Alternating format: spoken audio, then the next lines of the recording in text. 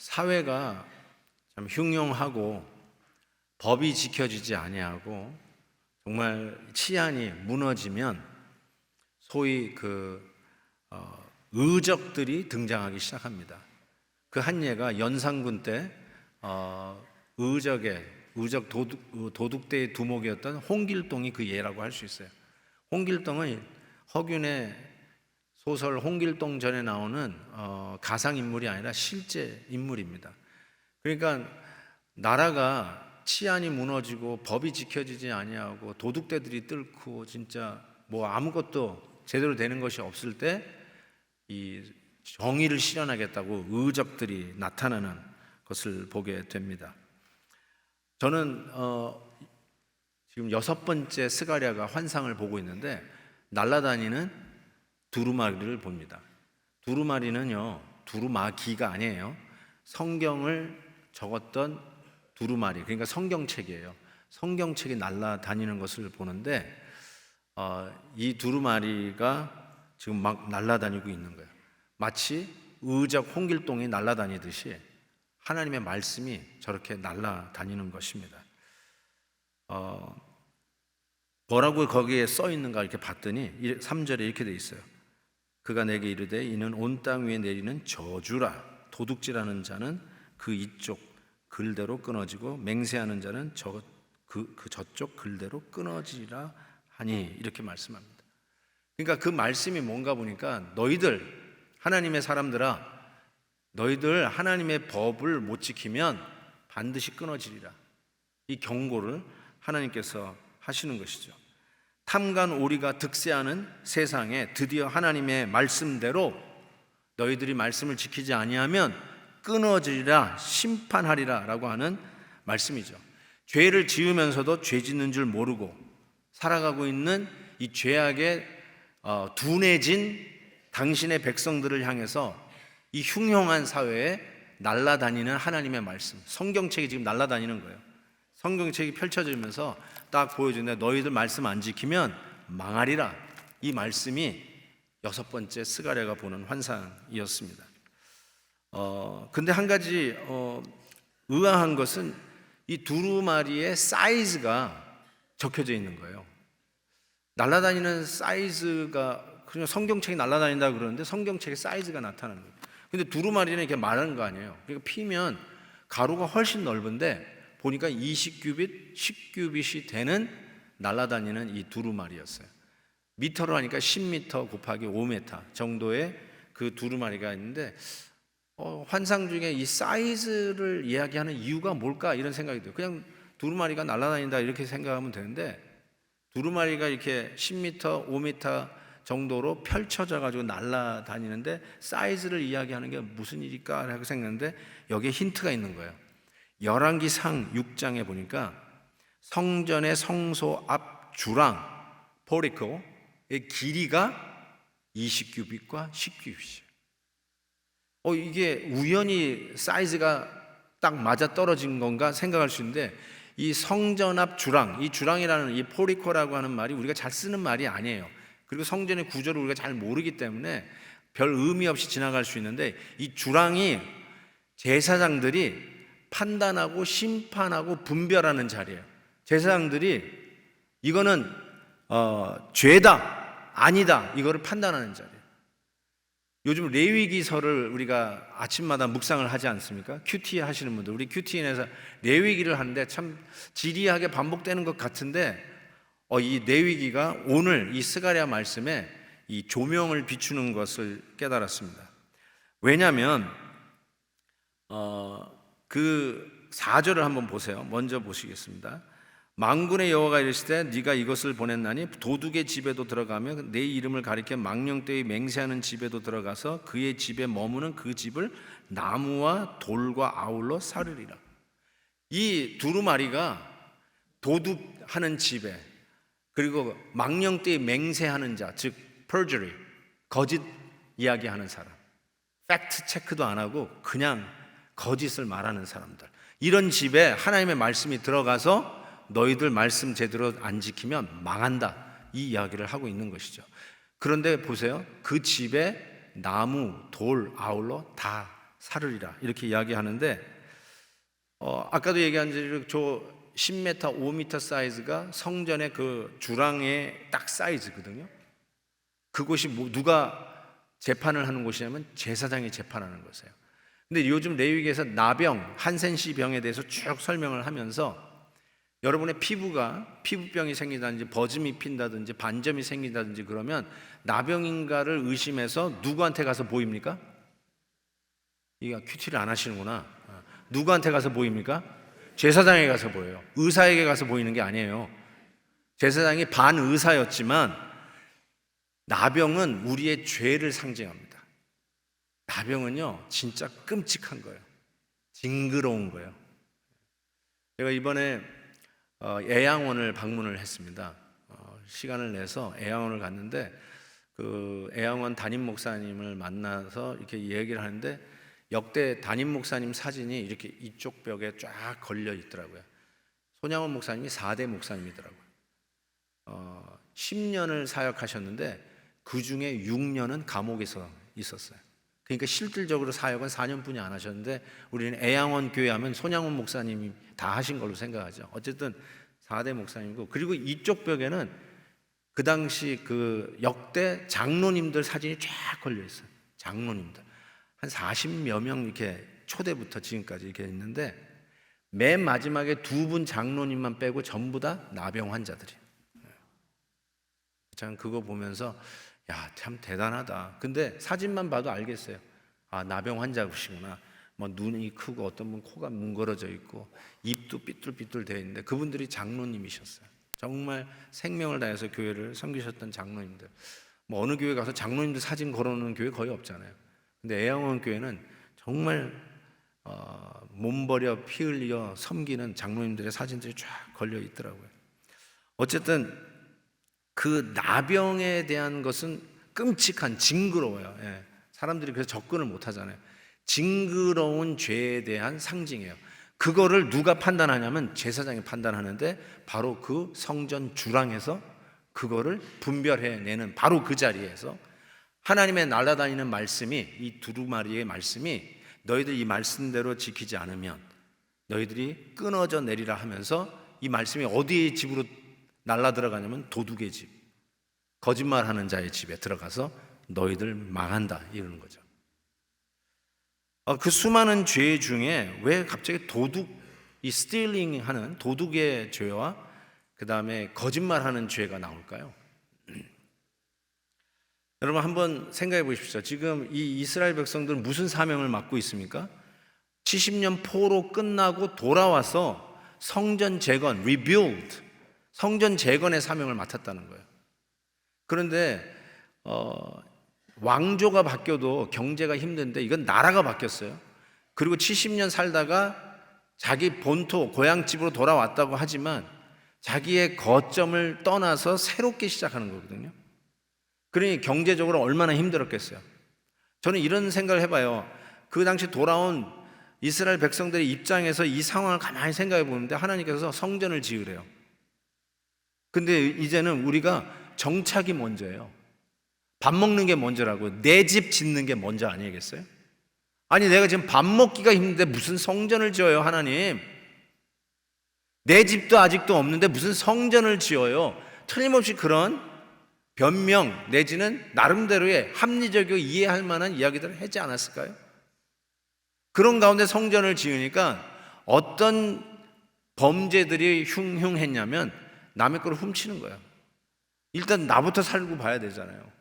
근데 성전 내니까 야 훔쳐가지고 내라자. 훔쳐가지고 하나님의 전을 짓는데 훔쳐서라도 내면 이거는 용서받을 수 있는 거 아니야? 거룩한 하나님의 일을 위해서 야 이런 것쯤이야 뭐 당연하지 않나 이런 생각을 하지 않을까라는 생각을 해봐요. 저는 여기서 중요한 교훈을 하나 얻는 것은 예배와 삶은 일치해야 된다는 하나님의 교훈이 여기에 주어졌다고 생각해요. 우리 청년들의 예배를 예삼이라고 합니다. 예배가 삶이 되고 삶이 예배가 되고 예배 따로 삶 따로가 아니에요. 여러분 일주일 살다가 정신없어 하다가 예배 드릴 테니까 예배나 드리고 예배 해치우고 일주일에 한 번 하는 거 일단 해놓고 그리고 내일 하자 하고 다시 돌아가고, 이런 식으로 예배와 삶이 이분화되어 있는 삶이 아니라 실은 이 예배가 여러분의 일주일 삶이 농축되어져 있고 오늘 예배를 통해서 받은 은혜가 그대로 삶으로 연장되어야 된다라고 생각합니다. 그렇죠? 예배와 삶이 일치돼야 되는데 지금 이스라엘 백성들은 자기 삶이 궁하다고, 아쉽다고, 발등에 불이 떨어졌다고 일단 눈에 보이는 거 훔쳐가지고라도 성전 짓는데, 야, 하나님의 성전 짓는데 뭐 죄를 지는 거 이건 다 용서받을 거 아닌가 라는 생각을 할 수 있다는 것이죠. 그런데 그래서는 안 된다는 거죠. 우리의 삶이 정말로 드려지는 우리의 오늘 이 시간의 예배가 그대로 삶으로 이어져야지, 딸랑 예배 해치우고 나서 다시 원위치하는 나의 원래의 모습으로 돌아가는 이런 것은 우리 성도들이 해야 되지 않아야 할 일 아닙니까? 근데 이스라엘 백성들이 그런다는 거예요. 성전을 짓는다고 하는 목적으로 도둑질을 하고 거짓말을 하는 거예요. 하나님의 일들을 한다고 거짓말하는 게 용서되고 타협이 되고 정당화되고, 선교를 간다고 하는 목적으로 남의 돈을 훔쳐가지고 선교 헌금하면 그거 용서받는 거 아닌가? 이렇게 생각한다는 거예요. 여러분 생각이 이게 말이 안 되는 것 같지만 이런 프로세스가 우리 안에 될 때가 있어요. 부끄럽지만 제가 3개월 나가 있으니까, 이제 오래 있으니까, 옛날에는 한두 주 나가면 누가 라이드를 주니까 신경을 안 썼죠. 근데 이제 길게 있으니까 이번에는 국제 면허를 해가지고 나갔어요. 그래가지고 이제 운전을 하고 다니는데 미국하고 한국이 진짜 운전 문화가 너무너무 다르더라고요. 제일 제가 힘들었던 게 모든 걸 다 뒤로 파킹하는 게 왜 이렇게 힘든지 모르겠어요. 그냥 앞으로 그냥 전진 파킹하면 좋겠는데 전부 다 뒤로 하고, 그리고 이 주차장 칸이 너무 좁아. 근데 새벽 기도를 간다고 이제 늦을까봐 그냥 부랴부랴 해가지고 차를 타고 이제 나가는데 이 미국식으로 착각했나봐. 이 차와 차 사이 간격이 좁은 거를 생각을 못하고 그냥 운전하면서 그냥 커브를 틀었네, 나가면서. 그랬더니 옆 차를 드드드드드 긁으면서 나갔어요. 제가 평생 운전을 한 사람인데, 아니 잠깐 새벽 기도 가야 되지 하고 막 나가다가 긁어버린 거예요. 와, 어딜 가다가요? 새벽 기도 가다가. 그러니까 제가 지금 이 죄성을 얘기하는 거예요. 새벽 기도 가다가 긁은 건 용서해 주지 않을까? 뭐 이런 생각이 여기서 막 돌아가요.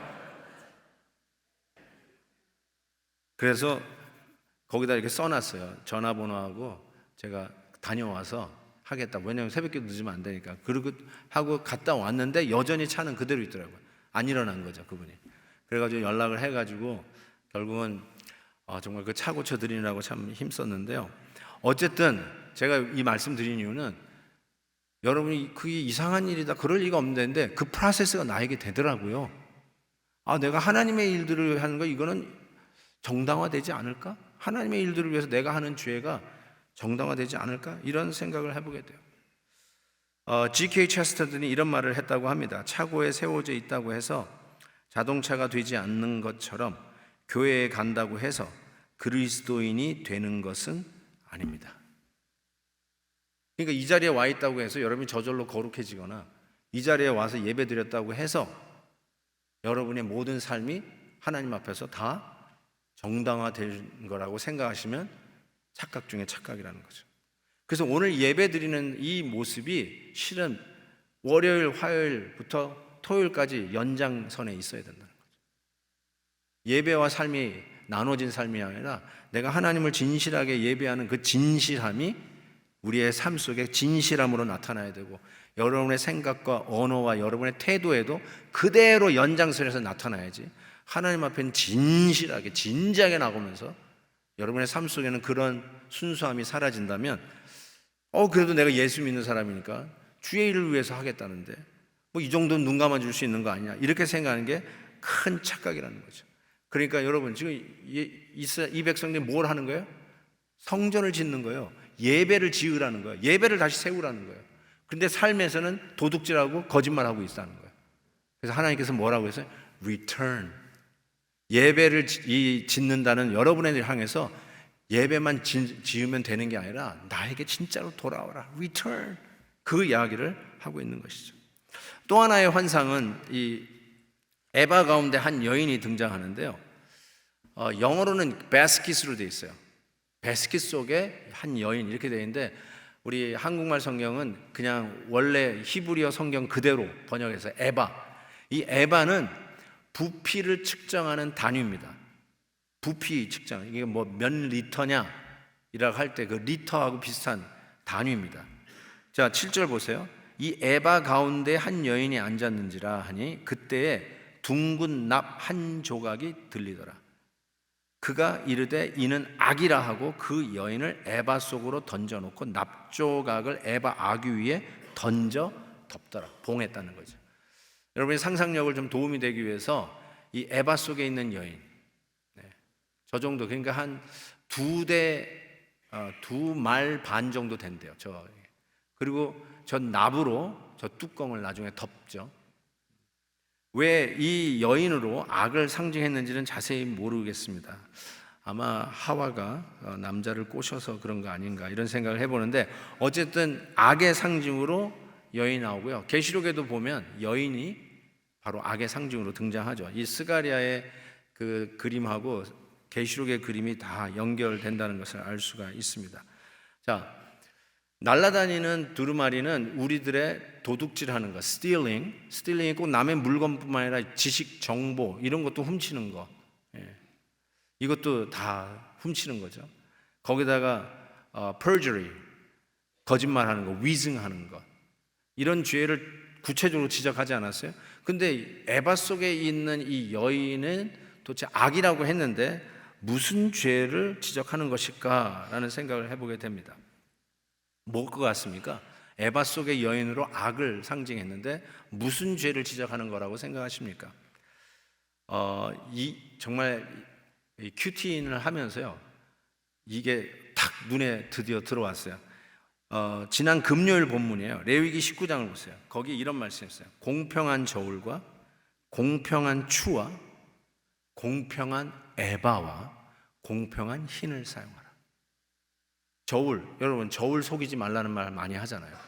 이건 무게, 공평한 추, 이것도 무게 재는 거예요. 무게 재는 단위인데 부피를 재는 거는 에바와 흰이에요. 근데 거기에 공평한 에바와 흰을 이야기하고 있어요. 그러니까 불공평하게 만들어진 단위 에바와 흰이 있었던 거죠.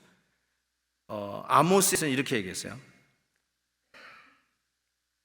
안식일이 언제 지나서 우리가 밀을 내게 할꼬. 그러면서 이렇게 에바를 작게 하고 세계를 크게 하여 거짓 저울로 속인다. 에바 원래 한 2말 반 정도 되는 그 사이즈라고 하는데 그 에바를 작게 만들라. 우리 얘기하는데 쌀할 때 한 대박 주세요. 대박, 한 대박 요 정도 되잖아요. 그거 주세요 할 때 그 에바를 일부러 작게 만드는 거예요. 미가서에서는 이렇게 얘기했어요. 악인의 집에 아직도 불의한 재물이 있는데 이렇게 얘기했어요. 축소시킨 가증한 에바가 있다. 이렇게 얘기했어요. 자, 그러면 에바 속에 있는 여인은 무슨 죄를 상징할 거라고 생각하십니까? 눈금을 속이는 거예요. 에바의 사이즈를 눈에 안 보이게 조그맣게 만든 거예요. 그래서 거기서 남는 거를 부당하게 취하는 모든 상업거래, 우리가 비즈니스 트랜잭션 할 때 부당하게 하는 거, 불법적으로 하면서 유익을 취하는 모든 행위들, 이거를 악이다 이렇게 얘기하고 있어요. 어떻게 생각하십니까? 도둑질, stealing, 남의 물건을 안 훔쳤다고요? 남의 명예를 훔치고 남의 명예를 손상시키고 거짓말, perjury, 있지도 않은 일, 그냥 의심이 간다고 팩트 체크도 안 하고 막 여러분 집안에서 험담하세요? 그리고 여러분의 비즈니스에 속이는 에바는 없나요? 약간 눈에 안 보이지만 결국 눈속임에서 얻는 부당한 이익들, 이게 악이에요. 여기서 과연 자유스러운 분이 있을까 싶어요. 그런데 이런 우리 모두가 다 이것에 잣대를 갖다 대면 우리 모두가 죄인이에요. 어찌할꼬 할 수밖에 없는 하나님의 날아다니는 두루마리의 말씀 속에서 우리는 죄인입니다. 에바 속의 그 여인의 모습은 내가 들어가서 내가 그 안에서 납덩이로 봉해져 가지고 그 안에 있어야 할 자가 바로 납니다 라는 고백을 할 수밖에 없다라는 생각을 해봅니다. 자, 그런데 9절에 이런 말씀이 있어요. 내가 눈을 들어본 즉 두 여인이 나오는데 학의 날개 같은 날개가 있고 그 날개에 바람이 있더라. 그들이 그 에바를 천지 사이에 들어오기로, 그 에바에 들어가 있는 여인을 이렇게 들은 거예요. 그리고 내가 내게 말하는 천사에게 묻되 그들이 에바를 어디로 옮겨가나이까? 라고 하는 질문이 던집니다. 여기서 한 가지 주목할 게 있어요. 천사의 날개, 학의 날개를 가진 두 여인이 등장하잖아요. 학의 날개. 근데 영어로 학이 스토크 이렇게 되어 있어요. 스토크. 여러분 혹시 Save the Storks라고 하는 사역을 아세요? Save the Storks. 그 티네이저가 애를 임신했어요. 그럼 되게 놀래가지고 애를 낳으면 어떻게 돼요? 애를 죽여요. 애를 쓰레기통에 버려요. 이런 일들이 비일비재하잖아요. 키울 자신도 없고, 아니면 원치 않는 아이를 임신했을 때 그 애를 그냥 뭐 어떻게 할까? 그냥 해서 임신 중절을 시켜버리는 이런 일들이 있잖아요. 그런데 Save the Storks. 그래가지고 이 스토크이 이제 황새를 이야기할 때 하는 말이기도 한데, 이 엄청난 아이를 이렇게 실어 나르는 이 새가 학이에요. 학. 긴 다리 그리고 큰 날개로 이걸 아이를 보재기를 딱 해가지고 날아가는 이 황새. 그래서 Save the Storks라고 하는데 저 학의 날개라고 하는 거예요. Stork. 근데 이 학의 날개가 이제 많은 히브리 학자들이, 그러니까 원어를 보면 이거를 언어의 유의라고 얘기하는데, 그 학이 스토크인데 카시다 이렇게 써 있어요. 이게 히브리어예요. 카시다. 그런데 이 카시다하고 언어적인 유의 중에 하나님의 신실하심을 얘기하는 게 카시드예요. 똑같죠? 그러니까 이거 언어의 유희예요. 그러니까 학의 날개는 하나님의 신실하심을 상징하는 거예요. 하나님의 신실함을 상징하는 학의 날개가 죄악을 상징하는 에바를 들어가지고 지금 어디다 나르는 장면이 나는데, 이거를 어디로 나르는가 봤더니 11절 보세요. 그가 내게 이르되 그들이 신할 땅으로 가서 그것을 위하여 집을 지으라 하미니 준공되면 그것이 제 처소에 머물게 되리라. 이 부분이 어려울 거예요. 여러분, 이거 해석하기가 만만치 않은데, 근데 요 신할 땅으로 옮긴다는 게 이게 힌트입니다. 신할 땅.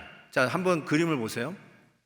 제가 여러분의 상상력을 돕기 위해서 저 예루살렘에서요, 저 에바라고 하는 곳에 여인을 담아서 납덩어리를 봉해가지고 어디를 못 가게 한다는 뜻이죠. 두 여인, 학의 날개를 가진, 즉 하나님의 신실하심을 상징하는 학의 날개로 어디라 나면 신할로 옮겨요. 신할, 저기 보세요. 어디예요? 바벨론? 맞아요. 우루, 갈대아 우루. 아브라함이 나왔던 데가 저기 아니겠어요? 근데 이 신할이라고 하는 이 지명이 우리가 잘 아는 바벨론 할 때 그 바벨론이에요. 그래서 창세기 10장 10절에 이 얘기가 나와요. 그의 나라는 신할 땅의 바벨과 하면서 나오기 시작해요. 그리고 창세기 11장 자, 뭐 하는 건지 한번 보세요. 그들이 동방으로 옮기다가 신할 평지를 만나 거기 거류하며 서로 말하되 벽돌을 만들고 견고히 굽자. 이에 벽돌로 돌을 대신하여 역청으로 진흙을 대신하고 뭐 하려고 하는 거예요? 그 집을 지으려고 하는데 뭘 지으려고 하는 거예요? 그렇죠. 바벨탑. 창세기 11장이 바벨탑에 기록되어 있잖아요. 바벨탑을 짓는 곳이 신할이에요. 그러니까 하나님의 백성은 성전을 지으라고 하는 사명을 맡았어요. 그런데 하나님의 말씀을 듣지도 않고 순종하지도 않고 죄를 짓고 있는 이스라엘 백성들의 그 죄를 어디다 갖다가 지금 날아다니냐면 죄악에 상징하는 바벨탑을 지었던 신할로 옮겨버리는 거예요. 제가 이것을 보면서요, 하나님의 전과 바벨탑을 대조하는 이 말씀을 통해서 우리의 죄를 이렇게 옮기시는 하나님의 신실하신 날개를 봤어요. 하나님이 이렇게 죄를 옮기시기를 원하시는구나. 우리가 늘 눈만 뜨면 우리 앞에 죄악이 흉흉하게, 나도 모르게 이제는 죄악에 대해서 덤덤해지고, 남이 짓는 죄, everybody sins, everybody smells, everybody corrupts. 다 죄 짓고 냄새나고 타락했으니 나도 뭐 이거 하는 게 뭐 대수냐 하면서 죄악에 대해서 이 둔감해지는 거예요. Stealing, lying, 이것에 대해서 둔감해져요. 뭐 everybody lies, everybody steals something 이러면서 자기가 짓는 죄에 대해서 심각하게 생각하지 않아요. 예수를 믿으면서도, 구원받았으면서도 죄악에 대해서 심각하게 생각하지 않는다는 거예요. 그러면서 죄를 지으니까 하나님께서 날아다니는 이 두루마리로 제사장이 나병을 확정하는 그 심판의 자리에서 이것은 죄다! 이걸 선언하는 거죠. 너희들이 별 반응 없이 그냥 남들이 하니까 나도 한다는 식으로 거기에 대해서 죄악에 대한 민감성이 둔해지고 있는 너희들을 향해서 It's sin! 포리코에서 나병입니다 라고 선언하듯이 이건 죄입니다 라고 선언되지. 만약에 이 죄를 계속 지으면 끊어질 것입니다. You will be destroyed. 그래서 경고하는 것이죠. 그러면 어떻게 할까? 죄악을 상징하는 이거를 에바 속에 집어넣고 납덩이로 씨를 해가지고 먼 데로 날려버렸는데, 여러분이 죄를 짓고 있는 바벨탑 있는 쪽으로 거기다 갖다 던져버리겠다는 거예요. 죄는 거기나 있으라는 거죠. 예루살렘, 우리 성도들이 있는 예루살렘, 성전을 짓는 예루살렘하고는 상관없는 먼 곳으로 날아다 버려야 된다는 것이죠. 죄는 빨리 플러시해야 돼요. 죄는 이거 괜찮은 거야 하고 놔두시면 안 돼요. 죄는 어떻게 보면 똥이에요. 빨리 플러시해야 되는 게 맞아요. 뭐 everybody smells, 그리고 놔둔다고요? 그러지 마세요. 빨리 플러시해야 돼요. 우리가 그 정도로 둔감해졌다는 뜻입니다. 그래서 하나님께서는 빨리 처리해라, 빨리 처리해, 빨리 옮겨라, 대충 하지 마라, 확실하게 끊어내라. 그래서 뽑아버리든지 완전히 봉하해서 멀리 버리라는 것이죠. 저는 오늘 말씀이 우리 안에 나도 모르게 반복되는 죄에 대해서 하나님께서 경고하는 말씀이라고 생각합니다. 왜 이런 일들이 반복될까? 여러분, 죄를 안 짓고 오늘 오신 분은 아마 거의 없을걸요?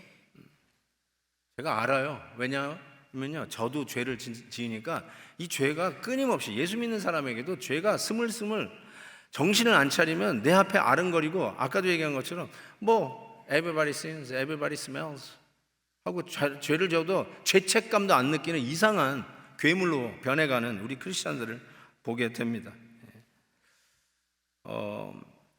성경도 읽고 성찬식에도 참여하고 기도도 하고 오늘같이 예배도 드리는데 여전히 죄가 내 앞에 있어요. 그런데 이 오물 같은 죄가 왜 자꾸 나 앞에 등장하는 걸까? 저는 이렇게 생각합니다. 죄를 혐오해 보지 않아서 그래요. 자꾸 죄를 rationalize 시켜요. justify 시켜요. It's okay, everybody does it. 이런 식으로 자꾸 괜찮다고 생각해. 그 죄책감을 못 느껴. 옛날에는 상당히 죄책감을 느꼈는데 죄책감을 느끼지 못해. 그래서 제가 사역 학원 캠퍼스 미니스트리를 시작할 때 그 박사 하기 위해서 오신 자매가 있어요. 그분이 에이즈, 그때 한참이었는데 에이즈에 대한 약을 연구하고 있었던 자매인데 그 예수 전혀 안 믿다가 와서 예수를 믿기 시작했어요. 그러면서 너무너무나 신나게 신앙생활하는 거예요. 너무너무 이게 예수 믿는 거구나 하면서 정말 내가 봐도 너무나도 예쁘고 잘 믿는 자매였는데 어느 날 이 자매가 와가지고는 눈물을 뚝뚝 흘리면서 괴로움을 하는 거예요. 그럼 뭔가 봤더니 자기는 진짜 새 사람이 되었다고 그랬어요. 이전 것은 지나갔으니 보라 새 것이 되었다. 그래서 너무 신나게 신앙생활을 했는데 어느 누가 자기에 대해서 이렇게 가십을 하는 거를 이렇게 듣게 됐나 봐요. 그랬더니 옛날에 그 자기의 그 죄악된 모습, 자기 중심적인 모습, 자기 변명의 모습들이 꾸정물에서 이 흙탕물에서 다시 오물들이 올라오는 것처럼 다 올라오죠. 자기 그거 끝났다고 생각했는데 그게 다 올라오는 걸 보면서 하나님, 이 목사님 이거 어떻게 하면 좋아요? 그러는 거예요. 맞아요. 여러분, 우리에게 어쩌면 가만히 있으니까 맑은 물 같지만 한번 휘저어 놓으면 밑에서부터 모든 쓰레기들이 다 올라오는 것이 우리들의 현 주소일지 몰라요. 죄는 사라지는 게 아니더라고요. 그래서 시편 기자는 허물을 가리움을 받은 자가 복이 있다고 그랬어요.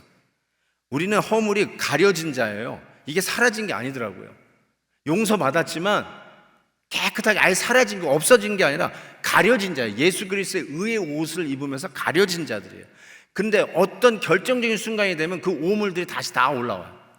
끔찍해져요. 그래서 그걸 보면서 이렇게 얘기해요. It's so disgusting. 그걸 한국말로 번역하면 so 징그러워. 자기의 죄를 징그럽게 봐야 돼요. 자기 중심적이고 자기 변명하려고 하는 모습을, 이거 everybody does that? 이거 안 하면 내가 손해본다고요? 아니에요. 그게 죄예요. So disgusting. so 징그러. 어떻게 내 안에 이런 게 아직도 남아있을까? 다시 올라오는 게, 꾸정물이 다시 올라오는 거야. 서로에게도 좀 그렇게 했으면 좋겠어요. 아내, 남편이 좀 그 얘기 했으면 좋겠어요.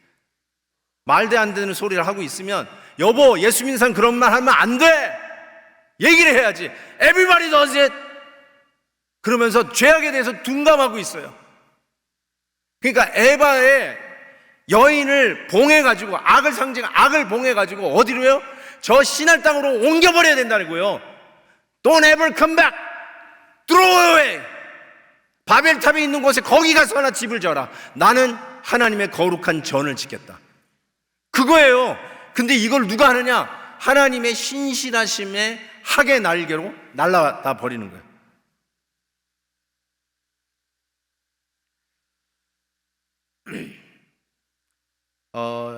니체 사신 신학자, 실존주의 철학자가 이런 얘기를 했어요.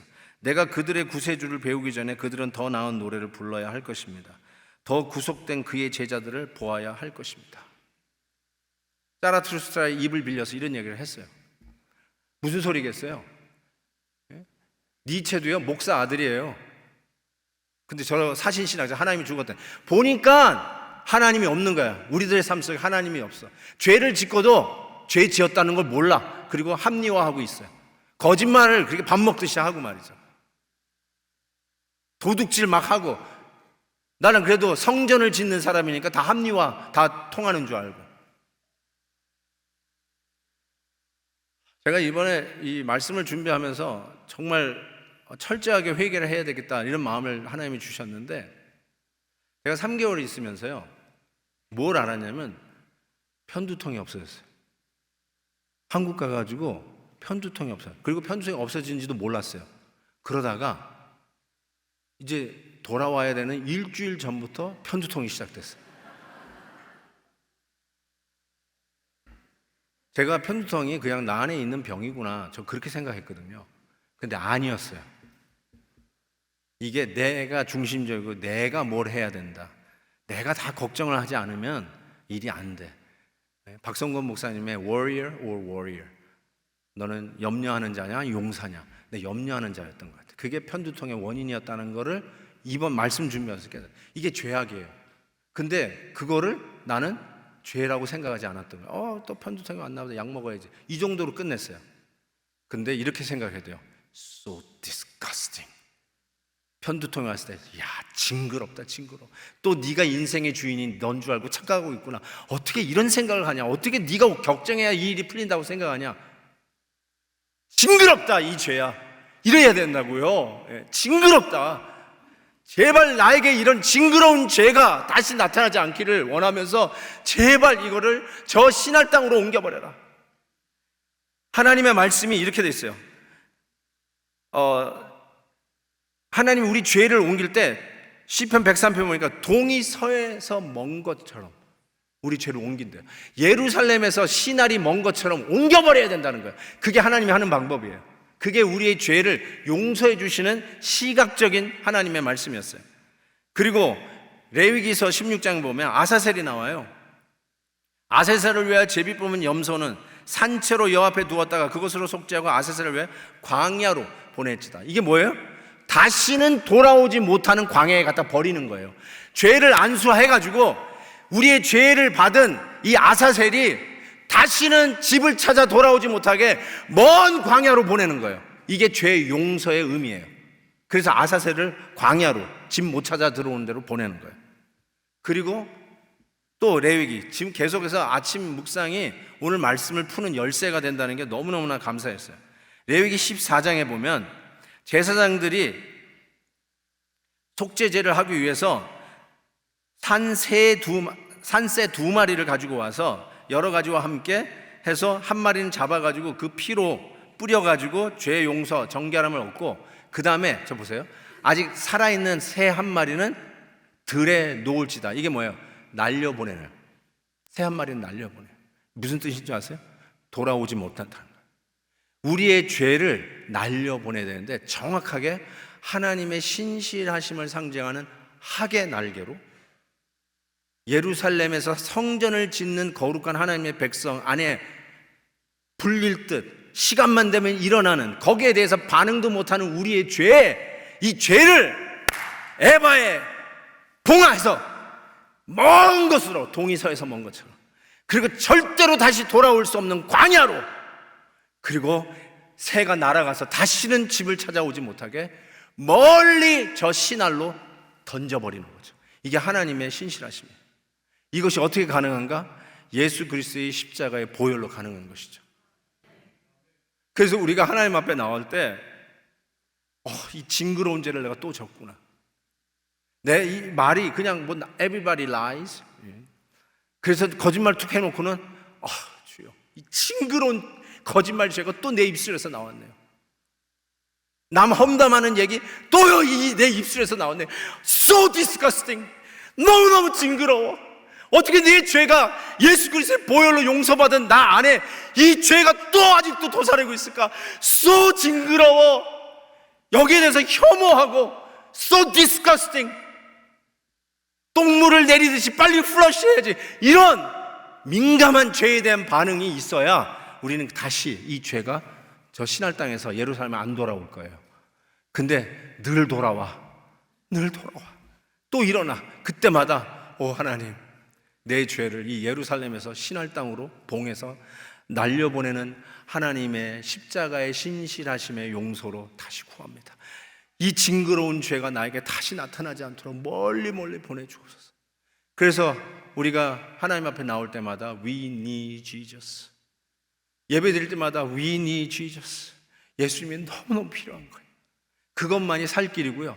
그것만이 이 징그러운 똥물 같은 이 죄가 예루살렘에서 저 바벨탑이나 짓는 신할 땅으로 날려보내는, 그래서 다시는 돌아오지 못하는 곳으로 동이 서에서 먼 것처럼 날려보내는 하나님의 은혜가 있을 것을 믿습니다.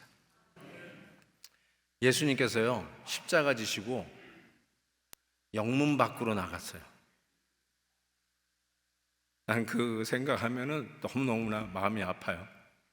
골고다 생각했는데 영문 밖으로 나갔다는 게 하나님이 우리의 죄를 예루살렘에서 예루살렘 밖으로 옮기셨다는 뜻이에요.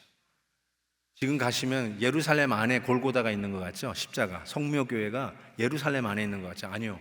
예수님이 돌아가셨을 때는 십자가 골고다는 예루살렘 밖에 있었어요.